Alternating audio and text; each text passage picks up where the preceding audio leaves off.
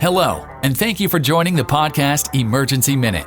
Your host is an emergency medicine physician who brings over 20 years of experience in healthcare. Dr. Parente will take you through some of the trending topics and challenges faced in the ER and all of healthcare. Join in the fight against misinformation, and don't forget to follow on social media at Dr. J. Parente. Now, here's your host, Dr. John Parente.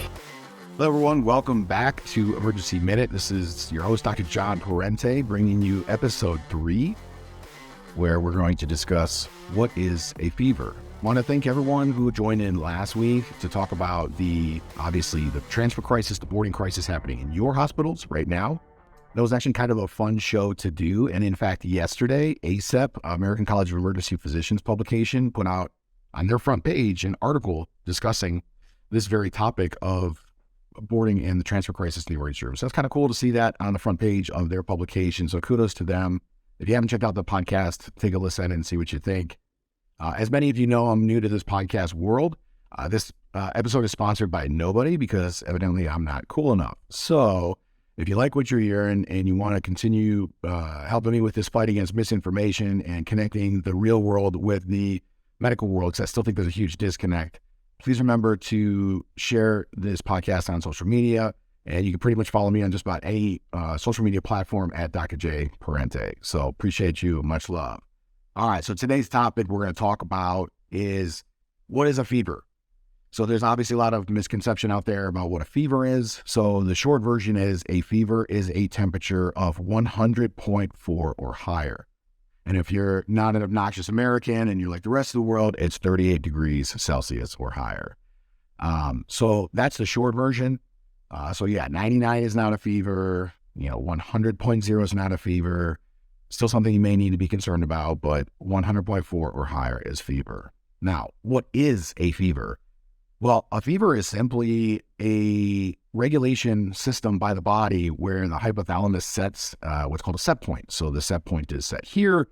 And so let's say when you have this fever, usually due to infection or inflammation, we'll get to that later. What happens is the body changes the set point to a higher level, right? So let's say it goes up to 102. Well, then your body sort of intrinsically says, okay, well, I'm at 98.6. I need to get to 102. So in order to achieve that, I need to do things to get to that temperature. And so that's when you start to feel cold. You feel cold because your body is shivering. And that's one of the sort of defense mechanisms that the body has in place that allows the shivering to help raise the body temperature in order for you to achieve that set point. And that's when people describe chills. And that's when people are asking for blankets when they have a fever and things like that.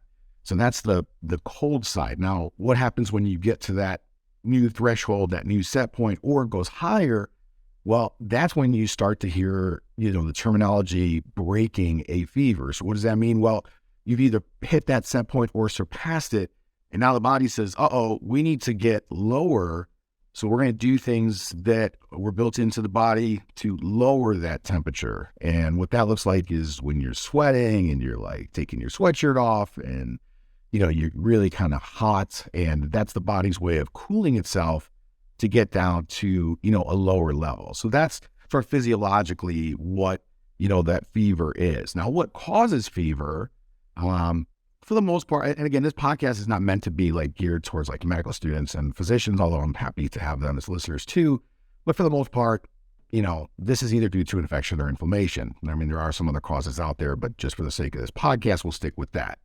And obviously the thing that we're worried about is infection, primarily viruses, also bacteria, and those sometimes are the more dangerous variety. And then there's some other rarer causes such as, fungal infections, etc. So the question becomes to treat or not to treat the fever, right? And so there's two schools of thought here.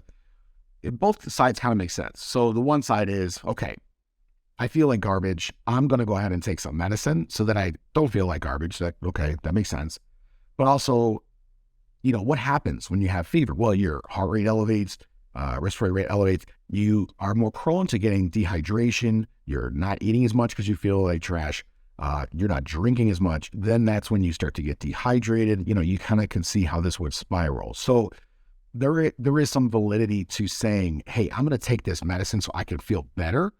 And then maybe give myself a better chance to do the things I'm supposed to do drink fluids, eat foods, etc., and then, be able to sort of beat this thing more quickly. So that's kind of the one school of thought. Now, the other side of that is, hey, fever is not necessarily a bad thing, right? I mean, it's the body's way of fighting off this infection. It's the body's immune system mounting a response. Why would I want to take medicine to limit that response? Why would I want to say, hey, I'm sending the troops out to war here with my lymphocytes and the body's, white cells and things like that. Why would I want to suppress that response by taking Tylenol or Motrin or things that are going to sort of inhibit that fever? And you hear about people trying to ride it out. Oh, I sweat it out. I sweat out my fever. And there's some validity to that too, in the sense that, could this be something that maybe gets you through this illness faster? Well, unfortunately in medicine, we do try to stay within the realm of what's evidence-based. And unfortunately, there's really not great evidence on either side of this. So I think it really comes down to the individual. Me personally, if I have to work or be somewhere like, where I'm, having conversations with people and things like that, like I'm going to take the medicine to feel better. So I don't feel like complete trash, like talking to people and that kind of stuff. However, if I'm off and I'm like, just sleeping and that kind of stuff, I actually do try to stay away from those medications, because I do believe maybe there's some validity to the school of thought that, hey, if I let this thing, if I let my body do its job, I'll be able to get on the other side of the thing quicker. But I do think for the average person out there, especially for kids, right? I think it's very reasonable to treat them with medications, as long as it's indicated, there's no contraindications, because I think that, the average person, wants to feel better, and I think is more likely to do the things they're supposed to do, eat, drink, etc., and become less likely to end up in the hospital with dehydration, those kinds of things, if their symptoms are somewhat managed. So I think, especially in kids, like, you can tell a 40-year-old man, like, look, man up, like, you've got to drink, you have to eat. If you want to beat this, you have to have some accountability in your healthcare, which I think we've lost in America, but that's a whole nother podcast.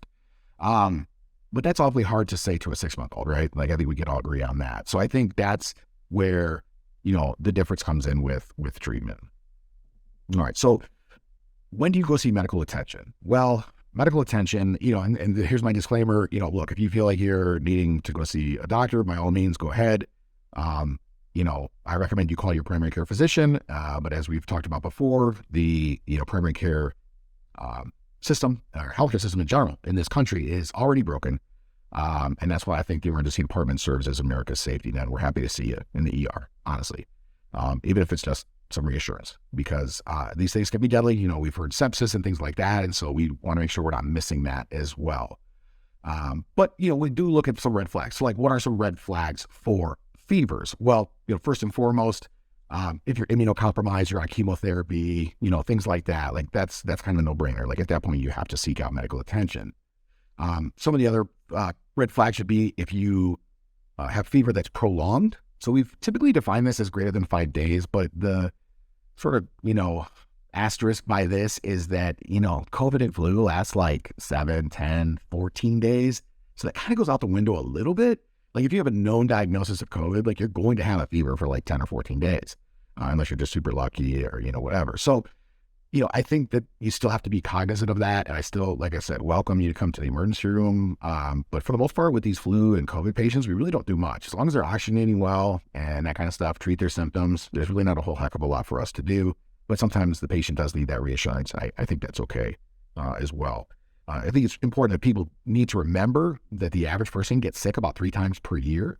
So it's not unusual for, to get the cough and cold in the flu season and things like that. It does happen, especially if you have kids, they're bringing home all the bacteria and viruses from school and everything else. So, so some other red flags to consider would be if you start to have symptoms that are like outside of the norm. So you start to have, discolored urine, you're worried about dehydration, you're having shortness of breath, you're having pain in your chest, you're having severe abdominal pain. Those are some things that are kind of red flags for the fever. And at that point, that's where you obviously would want to seek medical attention. All right, another red flag symptom would be basically a fever without symptoms. So obviously that can be underlying, sepsis or other sort of more dangerous causes. So if you have a fever, but you don't really have any symptoms, you're not having cough or sore throat or runny nose, you're not vomiting or diarrhea, like those can be obviously sort of some red flags as well, because obviously you could still have infection that just hasn't been uncovered yet. So that's another reason to potentially seek medical attention as well. And then finally, the other thing to consider is extremes of age, right? So when you have, 4-week-olds, like a fever is a whole different can of worms there, right? Like their immune system hasn't fully formed yet. They're very high risk for, some pretty nasty infections, especially, as people are starting to choose not to have their children vaccinated. That opens up a whole new can of worms. But obviously fevers in anybody under 3 months of age is definitely something that you want to get medical attention, especially in the first 4 weeks. Like that is absolutely critical. Now, if you look at the other side of that, of course, the elderly, right? So the elderly don't always have a fever, right? And in fact, sometimes their temperatures are low. And we've seen this with sepsis too, like where you have an infection, but your temperature is actually low and your body is actually hypothermic. So that's something that we see as well. And that kind of goes along with one of those sort of Mythbusters ideas, like, whoa, I don't get fevers, or that's not a fever for me. Some school of thought there, some of that's kind of nonsense, but some of that may be real. Like there are certain people that just cannot mount a febrile response to that infection. And, obviously extremes of age would be one thing to consider, that 4-week-old or that 80-year-old that has, some sepsis. So that's kind of some other red flags to consider. And there's, a whole litany of other reasons why you would want to, but those are just a few of the, things to talk about as far as reasons that you would need to seek medical attention. So I think in summary, fever is not necessarily a bad thing. It means the body's doing its job, fighting that infection. If you feel that you need to come to the emergency department, by all means, like I said, we're America's safety net. Happy to see you. But just don't be surprised sometimes if there's not a whole heck of a lot we do other than maybe reassure you or run some tests or some swabs. Our job in the emergency room is just to rule out the bad stuff, the sepsis, some other causes, bacterial causes, etc. So don't be disappointed. You have to have a little bit of patience to get through this stuff. And again, have some accountability in your healthcare. You can actually get better if you do the things you're supposed to do. Drinking plenty of fluids, eating frequently, keeping your nutrition as obviously very important, getting lots of rest. The body uses food, water, and rest to fuel the fight against the infection. So it's important that you do those things. So when doctors say, like, listen, get lots of food, plenty to drink, and get lots of rest, there actually is science behind that reasoning. So, all right. So please remember to like and share this podcast. Join us next week as we're going to talk about why does my ER visit take so long, which would be kind of interesting to talk about. And let me know any ideas or topics that you want me to discuss next time. The winner will get a free set of steak knives. And then, don't forget to like and share on social media. Remember, you can follow me on just about any social media platform at Dr. J. Parente. Happy Valentine's to those who choose to celebrate, and peace, love, and happiness to all my brothers out there. Cheers, guys. Thanks for joining us this week on Emergency Minute. Join us next time for more hard-hitting discussions on some of today's issues in healthcare. Don't forget to leave us a review on Spotify or follow on social media at Dr. J. Parente.